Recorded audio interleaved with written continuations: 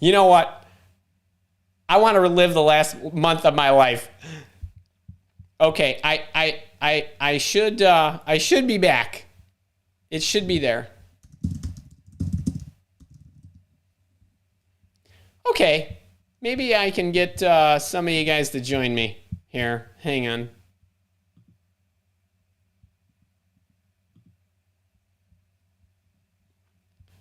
Hey, how you doing, Lynette? Lynette, it's just you and me. What do you need to know? I have no idea what that was. Terry, you're back. Faisal, what's up?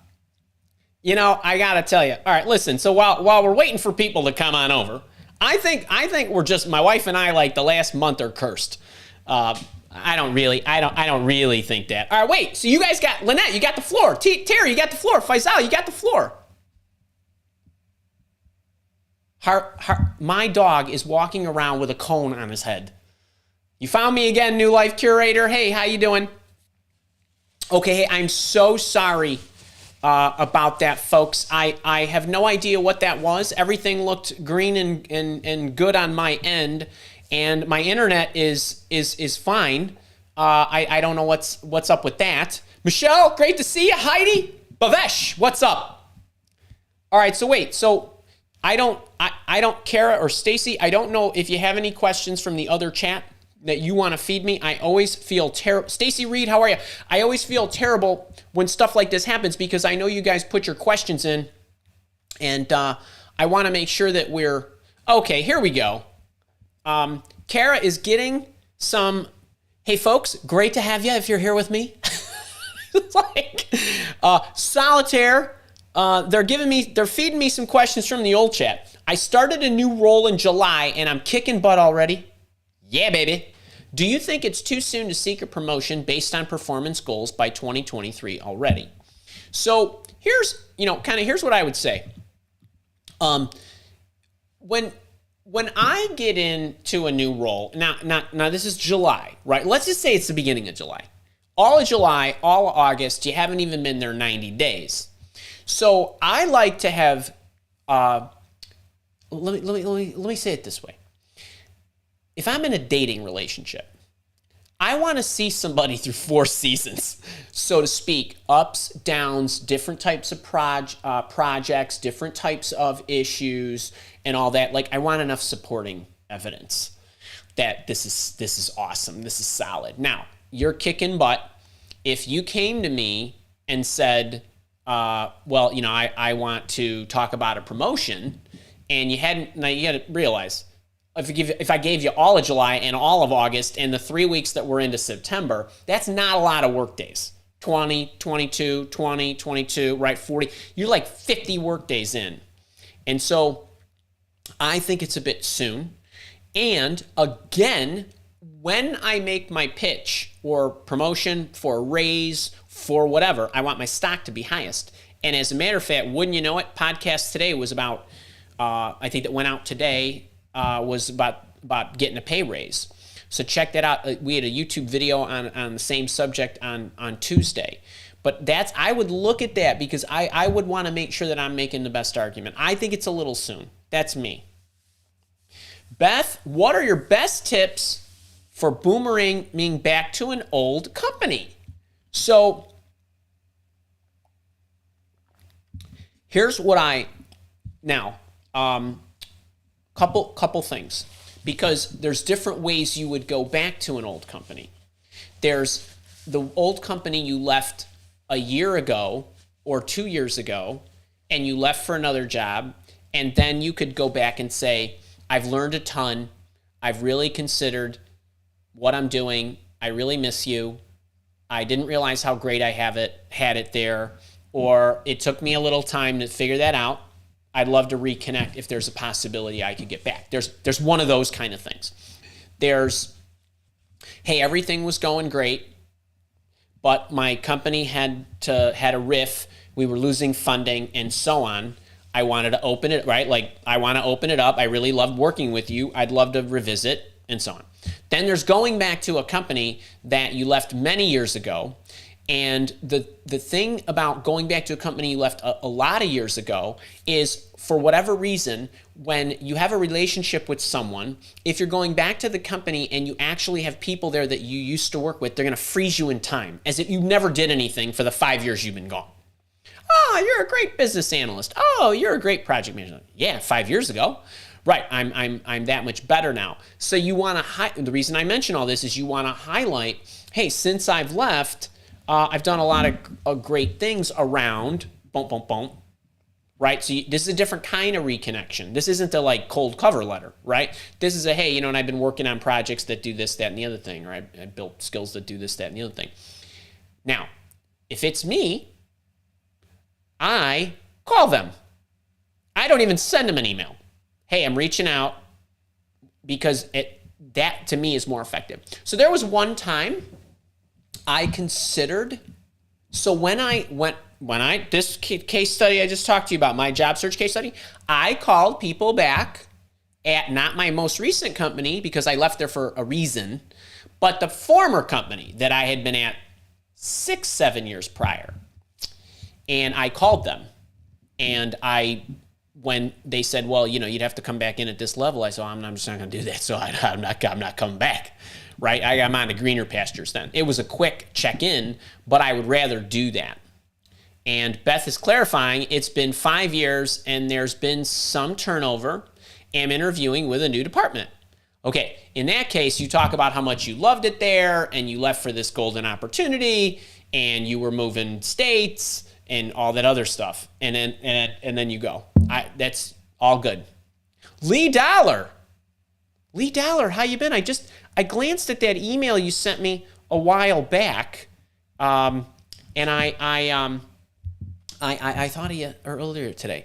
Interviewed for a head of marketing role. VP of recruiting said I'm one of only 5 he would see of 150 candidates to forward to 2 hiring managers, one I know.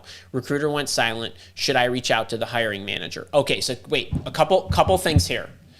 Number one, when somebody tells you, you're only one of 5 of 150 candidates, you have to remember something. Now, that's 150 people who shoved their resume in an applicant tracking system, okay, or whatever. They didn't really look at 150. They said, oh, there's 150 in there and we've got X numbers or whatever. Okay, so this is normal. I, as an executive recruiter, called 100 people outbound to get one that I could put in front of my client.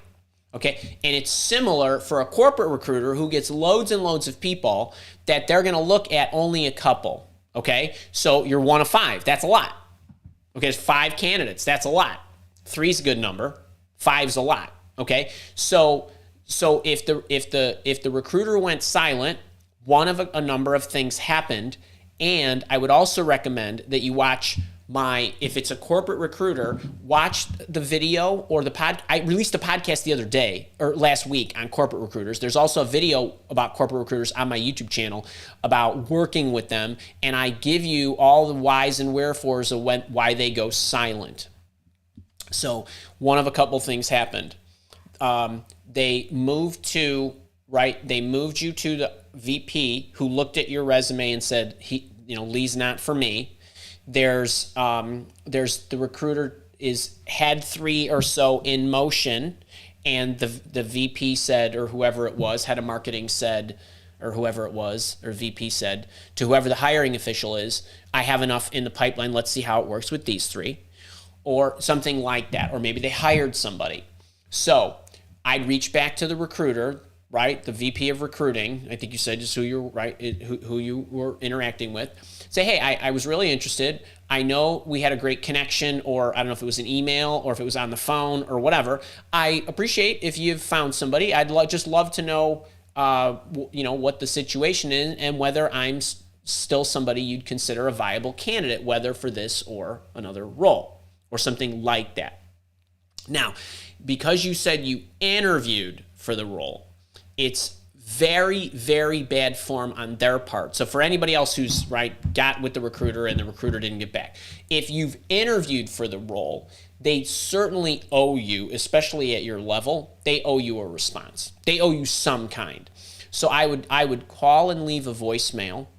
I wouldn't email. I'd call and leave a voicemail. And then the next day, if you don't hear back 24 hours later, I would email and say, hey, I left you a voicemail yesterday. I just wanted to check in. I had a great time meeting with you and so, and I'm just wondering if this position's still open or if I'm a viable candidate still. Could you please let me know? And that's it. And then I wouldn't worry about it. Beyond that, there's nothing you can do. You can only control the controllables. So think about that. Evan Hughes, I reached back to the internal recruiter a couple days after meeting with the hiring manager with the follow-up questions about the role, about other roles, and the creation of a possible role. Was this okay? So if you reach back to the internal recruiter, so a couple things. It's okay to reach back to the internal recruiter. I would not go back to them with follow-up questions about the role. I wouldn't go back to the recruiter with those. And number one, I wouldn't go back to the recruiter at all. Number two, I especially would not email any questions. It's bad to email anybody any questions. That's the recruiter, the HR person, the hiring official, the admin, the whoever. When you start emailing questions, only bad things happen.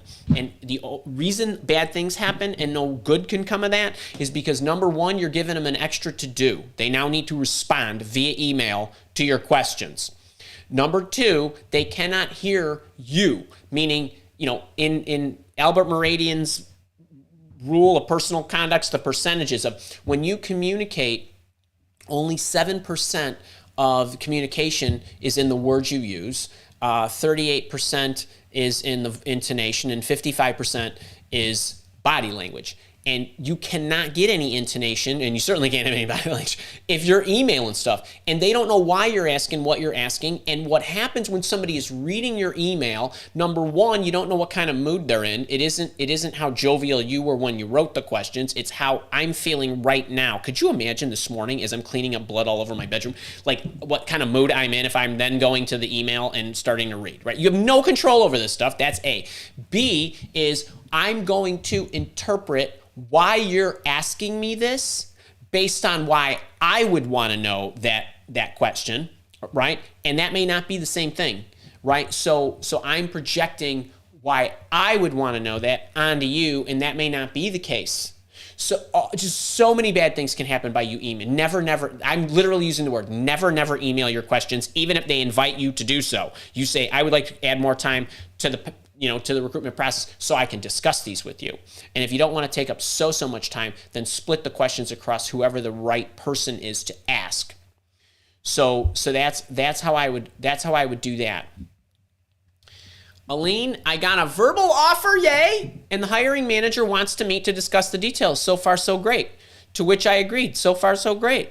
It's been a week and she didn't set it, although I prompted her after a week, any thoughts? It's a little odd because if I sent you an offer and I want to set up a time, then I want to make sure that I get that time with you as fast as possible. You got momentum, it's hot, the heat's on, right? Right, the temperature's up. So I would try to get with the recruiter, or say I would maybe email the recruiter in this case and say, hey, I got the verbal offer. The hiring manager wanted to meet, but I haven't heard. Do you have any idea on timing? Something like that. I hope it works out for you. I really do.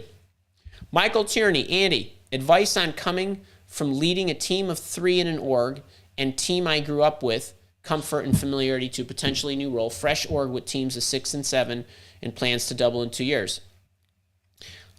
You manage 6 like you manage 3. You manage 10 like you manage 3. It's not that big a deal. It's more bodies. They're all a bunch of individuals. You manage individuals that work together as a team. The team needs processes, it needs structure, it needs protocols. You manage each of them individually based on personality, their feedback language, and all that other good stuff. So it isn't a matter of, I don't know that there's a whole lot different. There really is not. All right, that was from the previous chat. Fan of Andy's here. What's up? TD, I'm wary of recruiting scams. I wouldn't be too concerned. Let me go to the chat here. And I think we got what we could. And so 50 some odd people managed to make it over. I appreciate that. Faisal, what's up? Was at a conference last week and met potential boss, very interested in me. Who wouldn't be? The position is much higher than what I have been in, but it is something what I ultimately want to be. Please advise. I would look at any of the potential gaps, anything you can polish from what you've done and show how you would apply that to whatever the gap is. I would highly recommend you watch the video on how to get the job when you're not qualified. I have a whole video out on my YouTube channel on that. And if you have this book, which I know you do, at a minimum you have the ebook. If you go to page 58 in here, there is a section on page 58, question number 10 in my silver bullet chapter on how do you educate yourself. If memory serves me, let me make sure I'm not giving you the wrong page number. And wouldn't you know it? There it is right there. Page 58 right here. How do you educate yourself? That's the construct for how you want to address any gaps that you have when you are interviewing with somebody. You got this, my friend. Lynette, what's up? I'm interviewing with a startup. Cool. Is it best to learn about the person I'd be reporting to since there is a precious little process to discuss? What kind of questions are best to learn about that? So I wouldn't focus on process. I would focus on their challenges and what do they see as the biggest obstacles? What initiatives do they have in place to overcome them? Or maybe it's Lynette, we're hiring you to figure out how we expand into new markets. Great, then you tell them how you would do that. It's your process. What are the steps, right? Kind of thing. The other thing you want to definitely ask is what their goal is as a startup. If their answer is I would like to, or we would like to, or the management team would like to build it up really fast, sell it, and make a lot of money because we have an exit strategy, and that's what it is, or get an infusion of cash, run for dear life if that's their goal, okay? If they say something like, oh, well, we've built this company and we want to make it the best, whatever it is, in the planet. And at some point, we'd like to make it so that it's attractive as an acquisition target or that other private equity or private equity or venture capital organizations would like to infuse us, or maybe whatever would like to buy us up. That would be great because it would help us do more good for the world or whatever. And we want to put a solid business plan together. We want to make sure we're putting solid processes and a great infrastructure and all that stuff. We're not going to fly by the seat of our pants or do something stupid like obsess over a balance sheet and a P&L because we're only looking at those metrics. Then you're in good shape. So, I mean, and a lot of the other questions that I would ask are going to be related to you, right? And you probably heard me say this a lot. Every time you ask a question and when you go and you investigate a company, there's always two things you're asking with every question, two questions you're trying to get answered. Is this a good company, and is this a good company for me? It can be a super duper financially sound #1 in the market organization, and it could be a terrible fit for you. Culture doesn't align, the way they behave doesn't align, their tenets or guiding principles are totally out of whack compared to how you behave. So you're always trying to get that. So a lot of what you're trying to get at is things that are of interest to you that is based on your happiness factors or your criteria that I've taught you to put together. So I would think about that. I would think about that. You got this. You got this. Let me see okay, so I'm back on this. Okay. I work for a large tech company, Michelle. Seems as if we are being pigeonholed in our org. After applying for other roles in a different org and being denied, what should I do? I'm a top performer in tech sales. So if you're being denied, so now I don't know why you're being denied, and it could be any one of a number of reasons. It could be I looked at your background and it doesn't fit for what I'm recruiting even though you work for the company. It could be I got your application, I went and I talked to your boss and your boss doesn't think you're doing well. And I have no idea what any of this is. So what you should do is going to be dependent on a number of things. It's going to be dependent on, I would try to troubleshoot this and get some intelligence about why this could be the case. So I'd want to know that. And then if it's, hey, look, we just aren't we don't see you as a fit in this area because you're in tech sales and we're really looking for somebody with marketing or product development or whatever. I don't know what it is that you're applying to. Then you could look outside your organization. But I always feel like if you're trying to make a change, and you obviously are, and you like your company because you're applying to other, or if you say you're applying, hang on a second. I think I might have misread this. You work for a large tech company and you are being pigeonholed and you're trying to apply for other roles in a different org. Now, if you're applying for tech sales roles, I would be surprised if you're not actually getting opportunities. If you are applying and you're applying online for other companies where you're applying for different types of positions, meaning you're making a career change, that's going to be really hard to get an opportunity. So if it's a different kind of role and you don't want to be in tech sales anymore, then you're going to need to network. I think I got that covered. I think I cleaned that up. I hope that helps.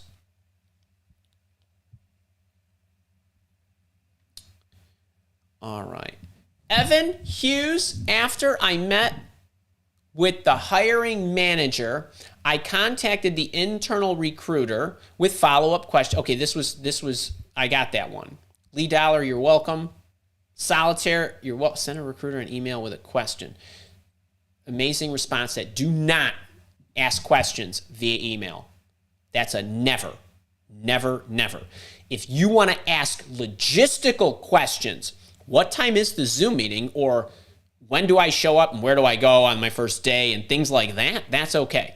Logistics, simple stuff. There's no misinterpreting what you need to know. Terry, I am wary of recruiting scams, so I do not respond to unsolicited emails about job opportunities.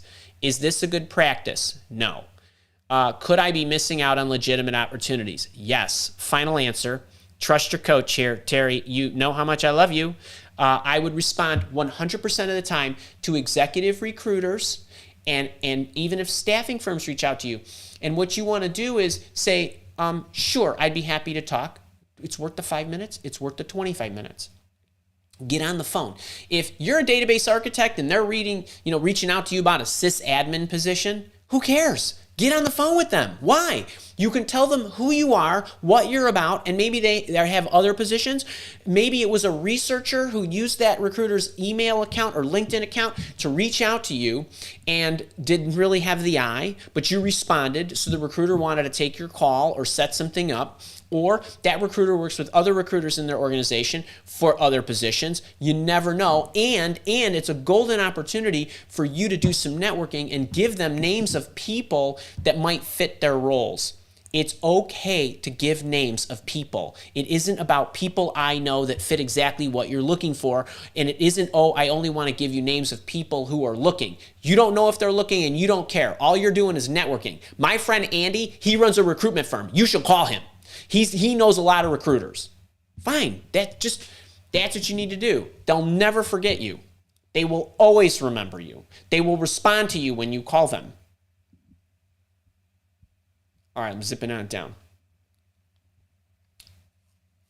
Evan, don't you worry regarding email questions. Ouch, should I now do a follow-up with the call or the internal recruiter or drop it? Hang tight. Just see what happens. Don't worry. I didn't want to freak you out. But don't do that again. Faisal, you're welcome. Yes, you do have the book. I know you do because I gave it to you. Okay, Jake Aarons, what's up? Looking for jobs in a new career field. Okay, my experience in the 3 years since college has been in low-skilled jobs. That's okay. I'm sure you picked up skills. A company wants to interview, but I'm hoping for something better. Do I stall?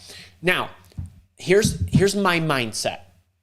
I went from managing the largest practice in a successful 400 and some odd person consultancy to being an individual contributor in a business development role, sales, for a 120 person company. I didn't care. I wanted in that company and I figured it out from there. And so I'm all about the art of the possible because I'm going to bet on myself. And so with you've only been out of college for 3 years, right? You said 3 years. Get into a great company in any way you can and then strut your stuff, right? That's the way I would do it. So I wouldn't stall. I'd be, yeah, let's talk. What do you want? What do you got? How can I help? Ian, boot camper, in interview intervention chapter 2, you mentioned visibility limitations the interviewer might inherently have. Where should one draw the line on exploiting that? I'm not sure what you mean by visibility limitations. In chapter 2, in interview intervention, and for those of you that don't know chapter 2, if you know, the first chapter is about you and getting yourself in order, and the second chapter should be about how they look at and ultimately who gets the job. And I talk about it's the candidate's ability to articulate their fit and value. So I give you this insider's view. I called it behind the scenes, this chapter 2. And it's you know, the person who gets the job is the person that can articulate their fit and value the best. It isn't always the most qualified candidate. It rarely is the most qualified if you're competing against somebody who can better articulate their fit and value. But it's also the listeners. This goes for any communication, not just the interviewer, but any time you're talking to somebody. There is not just you said it perfectly to me, but I have to digest it perfectly. And so there can be communication gaps. I would, you know, when you talk about exploiting, we don't want to exploit or take advantage in a mean sense, but you want to tell stories in a manner that would lead them to believe that any gaps you have might not exist. The way to do that is by focusing on the what you would do, because then they start filling in, oh, well, if you know how to do that, then you must have experience with. And that, to me, is why I recommend always moving it to the future or trying to get into their environment, meaning, you know, is there an example in your environment where I can talk about how I would approach that? The more of that you can do, the more they tend to fill in the gaps for your benefit. When they're asking you, Ian, have you done that before? It's very difficult to hide from that, right? No, I have not. Except that if you're talking in the future and you can make an assumption or you make the correct assumption about how you would handle something even if you've not done it, then they tend to fill in those gaps with benefit of the doubt, not detriment of the doubt. So I'm assuming that that's what you're getting at. And so for those of you that have not read my illustrious book, that's the second chapter. Is I explain to you, a lot of you think interviewing is fair. Nothing could be further from the truth. It's a interaction and communication, and he or she or they who communicates more effectively to show their fit and value and how they would be able to operate in their environment and exactly what they would do. It makes it easier for the interviewer to draw the conclusions that you want them to draw, which is that you can do the job. So that's a really great question. In fact, fantastic. All right, I have got a couple more minutes. And I got a hard stop at 12:15. Number one, thank you for being patient. I don't know what happened with the internets, but we'll leave this up there as well. And I hope you enjoyed, my little story here on how I found the job. Can you see how eerily similar this is to what you guys are doing right now in the way of finding your jobs? If you have never grabbed this little beauty, you get the ebook, which is like $9 on Amazon.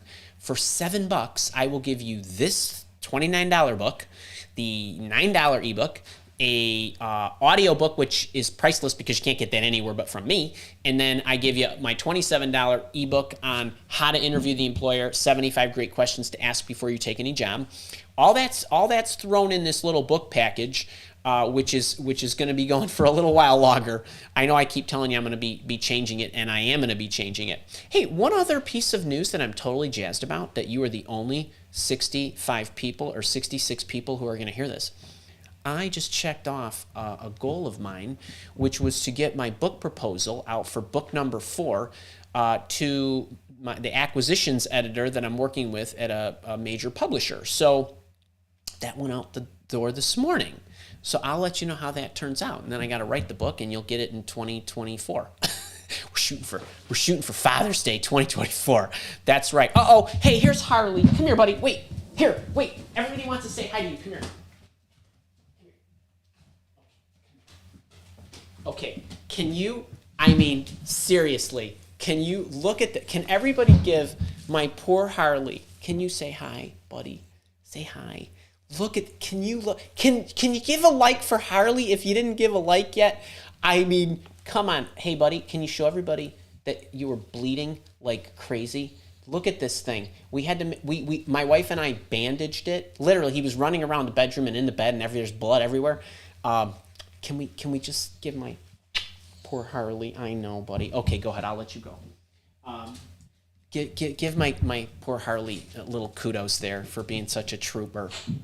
I know it's just nuts. All right, wait. So let's see. What do we got coming up? We got a new video on Tuesday. Pretty cool. And I'll be in your inbox on Tuesday. We got live office hours next Thursday. Hopefully we won't have any internet issues. I got podcasts coming out Tuesday and Friday next week. Fun stuff. We got a whole bunch of stuff rolling. I hope y'all have a great weekend. Thanks for letting me share a little of your Friday with you. And I'll see you next week. All right, you guys be good. Take care. I'm gonna go help Harley right now.